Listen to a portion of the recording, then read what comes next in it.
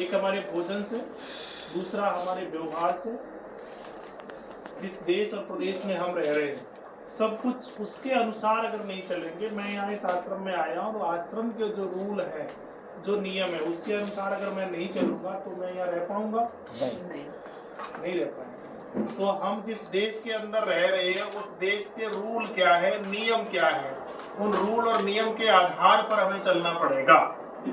अगर नहीं चलेंगे तो झगड़ा होगा, वाद विवाद होगा, कुल मिला के हम यहाँ से अलग हो जाएंगे, यानी मर जाएंगे। सीधी सी बात ये है। तो हमारे देश की क्या है वेशभूषा, परंपरा, उनको अगर हम फॉलो नहीं करें, इसी तरीके से देश है वैसे ही हमारी एक उम्र है, जिस उम्र में हम हैं उस उम्र की जो वेशभूषा है अगर हम उसका पालन नहीं करेंगे वो भी तो मुश्किल है।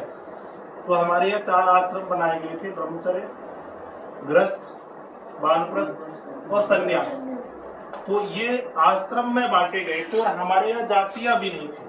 कर्म के अनुसार जो व्यक्ति जैसा कर्म करने लगा उसको उस तरीके की, वो कुछ राजनीतिक लोग आए तो, क्योंकि इस समय पूरी राजनीति हमारी डिपेंड हो गई है जातियों पर, और कुछ ऐसे लोग भी बीच बीच में आते हैं कि जाति को तोड़ दो, ये है नहीं। और जातियों का अगर शास्त्रों पर हम बात करेंगे तो 4 ही जातियां थी, ब्राह्मण, वैश्य, शूद्र, क्षत्रिय, जो जैसा कर्म के अनुसार वैसा उन्होंने बनाया है।